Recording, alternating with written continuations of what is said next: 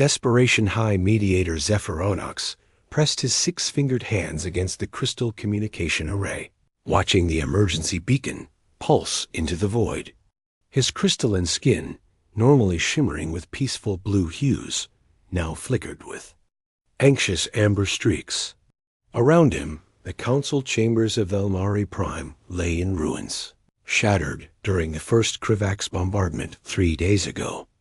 "Are you certain about this path, High Mediator?" asked Junior Ambassador Quilthé, her voice trembling through the translator. Her forearms clutched the ancient diplomatic scrolls, the only remnants of their 1,000-year legacy of peaceful negotiations. Zephyronox's mandibles clicked in frustration. The Galactic Council had abandoned them. 17 member species had voted to monitor the situation, while the Krivax horde systematically dismantled their civilization. The Velmuri had no weapons, no soldiers, only centuries of treaties that meant nothing to raiders who cared nothing for diplomacy. "The humans," he whispered, the word tasting foreign and terrifying. "We must contact the humans."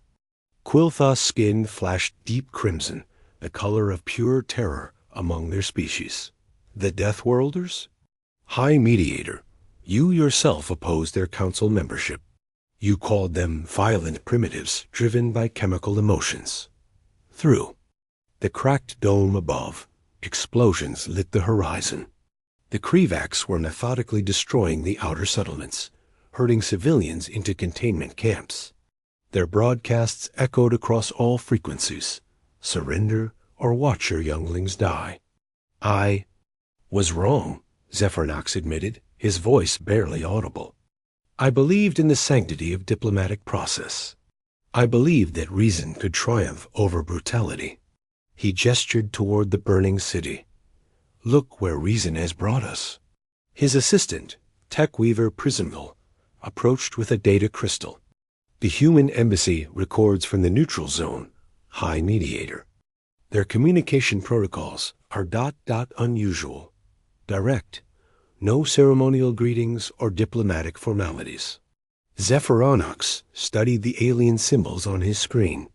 Human writing looked harsh, angular like weapons themselves. He began composing the message that would either save or damn his people. "To the Human Federation," he began, each word feeling like a betrayal of everything he'd believed. "We are the Velmari of the Outer Rim. We have no weapons. We have no armies. We have only treaties that our enemies ignore. If you have any mercy in your violent hearts, please ... help us." He transmitted the message into the dark between stars, knowing that somewhere out there, the creatures they called Deathworlders would receive his plea. The same species he'd once dismissed as too dangerous for civilized space. Now, as his world burned, he prayed they were dangerous enough. Ominous silence. 72 hours passed without response. The silence from Earth felt heavier than the Krivax. Bombardments that shook the capital daily. Zephyronox found himself checking the communications array obsessively, his crystalline fingers trembling against the controls each time. The display showed nothing but cosmic background radiation. The situation planetside had deteriorated beyond his worst fears. Commander Vexthul of the Krivax Horde had begun broadcasting executions of captured Velmari leaders every 6 hours. The screams of Ambassador Flintkess still echoed in Zephyronox's memory. The elderly diplomat had refused to reveal the locations of civilian shelters, dying with dignity intact. "Perhaps they never received the message," suggested Quiltha, her skin cycling through nervous purple patterns. She'd barely slept since the invasion began, coordinating refugee movements through the underground tunnel networks. Tech Weaver Prismville looked up from his sensor arrays, confusion clouding his features. "High Mediator, something's interfering with our deep space scanners. Long-range communications are being dampened by an unknown source." "The Krivax?" Zephyronox asked, though he knew their crude jamming technology couldn't produce such sophisticated interference. "Negative. This is something else entirely."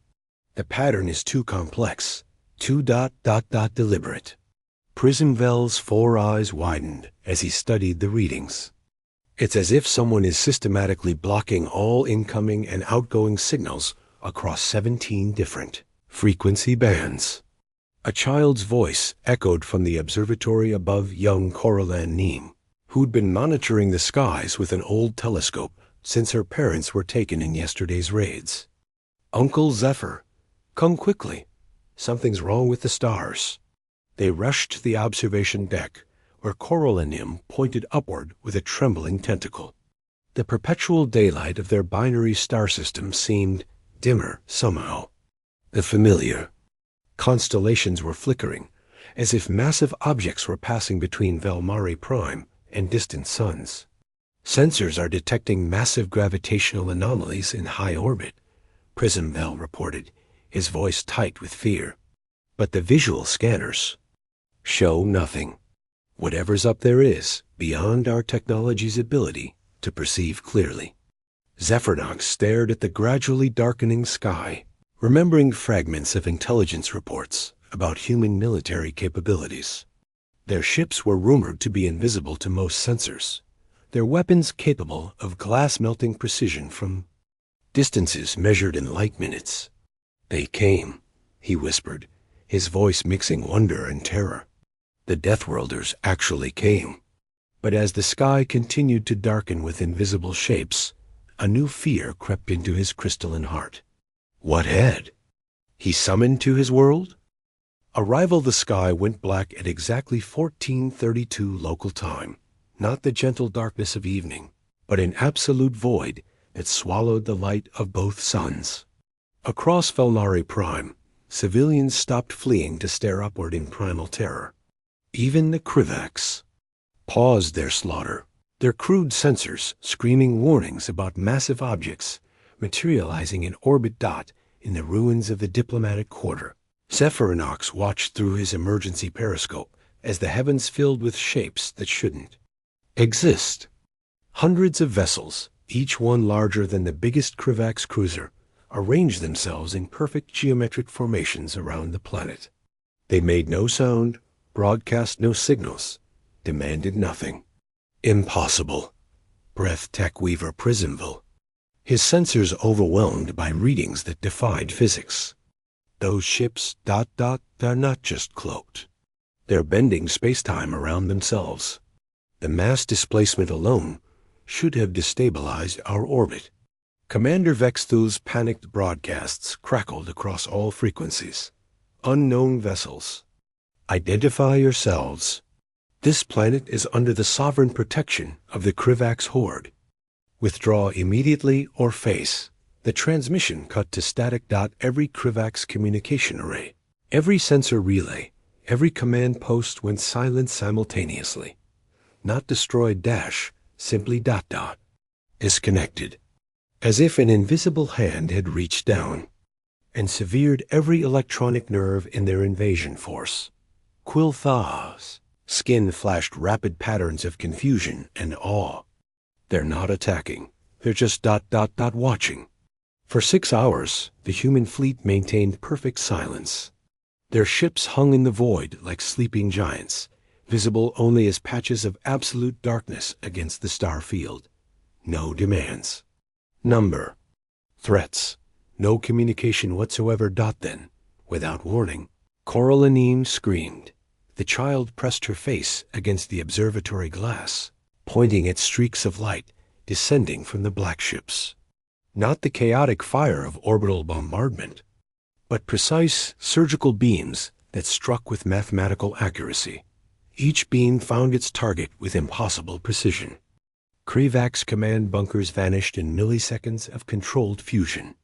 Supply depots evaporated without touching the civilian shelters beside them. The enemy's stolen Velmari government buildings were restored to pristine condition, while their occupying forces simply disappeared. 67 primary targets eliminated, Prismvel reported in stunned whisper. 0 civilian casualties, 0 collateral damage. I'm reading massive energy discharges, but the city infrastructure remains. completely intact. The orbital strikes lasted exactly 18 minutes. When they ended, every Krivak stronghold on the planet had been erased with surgical precision. Not a single Velmari had been harmed. As the last beam faded, smaller shapes began descending. From the black ships, dropships that moved like living shadows, depositing armored figures across the planet's surface. They moved with fluid coordination, sweeping through the remaining Krivak's positions like death itself given form. Zephyronox watched in terrified fascination as his planet was liberated by beings he'd once called monsters. Firestormed the human ground. Forces moved through Velmari Prime like a force of nature given tactical purpose. From his shelter's observation post, Zephyronox watched black armored figures emerge from the shadows, their movements impossibly coordinated and utterly silent. They weren't entirely human. That much became clear as the liberation progressed. Some moved with mechanical precision, their forms too perfect to be biological. Others bounded across rooftops with inhuman grace, their armor adapting to terrain like living metal. The humans had brought their artificial children to war alongside them. "Look at the refugee camps," Quiltha whispered, her skin cycling through patterns of disbelief. Through the periscope, they watched as human soldiers approached the Krivak's containment facilities, where thousands of Velmari, civilians, had been imprisoned. The liberation was swift and absolute. Krivak's guards simply vanished, not killed in conventional terms, but removed so efficiently that their weapons clattered to the ground, still warm. The human soldiers moved among the freed Velmari like guardian spirits, their black armor somehow conveying protection rather than threat. Techweaver Prisonville monitored the planetary communications grid, his four eyes wide with amazement. There, restoring our infrastructure faster than the Krivaks destroyed it. Communication relays, power grids, transportation networks, everything's coming back online simultaneously. Young Coraline pressed against the window, watching a human soldier kneel beside a group of frightened Velmari children. The armored figure's helmet retracted, revealing a scarred female face with kind eyes. She spoke in perfect Velmari dialect, offering food and medical supplies with gentle gestures. "How do they know our language?" Quiltha asked. "We've never had direct contact with Earth." "They've been watching," Zephyronox realized with growing certainty. "Probably for years. Learning, preparing." The implications chilled him more than the Krivak's invasion had. What else did the humans know about them? The cleanup continued with mechanical efficiency. Every Krivak soldier, every piece of their equipment, every trace of their occupation, all removed without ceremony or explanation. The humans took no prisoners, made no speeches, offered no terms. They simply corrected the situation with the same casual precision others might use to repair a broken appliance. Within 12 hours, Velmari Prime was free. The Krivak's horde had been completely eliminated, not just defeated, but erased so thoroughly that only scorch marks remained, where their bases had stood. The human ships maintained their orbital positions, silent sentinels against the star field. As night fell true night, not the artificial darkness of the human fleet's arrival, Zephyronox found himself standing in his repaired city center. Buildings that had been rubble that morning now stood pristine. Streets cleared of debris gleamed under restored lighting systems. "They didn't just save us," he murmured to his companions. "They restored us." The humans had given them back their world, but Zephyronox couldn't shake the feeling that something fundamental had changed. The galaxy suddenly felt smaller, and humanity loomed much larger than he'd ever imagined possible. The message the drone arrived at dawn, materializing in the center of the restored diplomatic quarter like a fragment of midnight given form. It was beautiful in its alien precision geometric curves that seemed to bend light around them, propulsion. Systems that made no sound yet somehow conveyed immense power, Zephyronox approached cautiously, flanked by Kulva and Techweaver Prisonville. The floating device projected no threatening energy signatures, but after witnessing humanity's capabilities, he'd learned to fear their gentleness more than their weapons. Without warning, the drone activated. A holographic figure materialized tall, angular, with skin darkened by radiation and eyes that held depths Zephyronox couldn't fathom. The human wore no uniform, no insignia of rank, yet authority radiated from every line of his scarred features. High Mediator Zephyronox, the figure spoke in perfect Velmari, his voice carrying harmonics that resonated with their species' deepest emotional frequencies. I am Fleet Commander Marcus Trevelyan of the Terran Defense Corps. The human's image flickered slightly as he continued. Your message reached us 73 hours ago. We responded immediately. A pause that seemed to stretch eternities. We do not abandon those who ask for help. Zephyronox found his voice trembling as he replied. Commander, my people owe you a debt that spans generations. How can we ever— You owe us nothing, Trevelyan interrupted, his tone carrying absolute finality. This was not charity. You are neighbors in this galaxy, and neighbors protect each other. That is the human way. The hologram gestured toward the restored city around them. Your world has been cleansed of hostile forces. Your infrastructure has been upgraded to current galactic standards.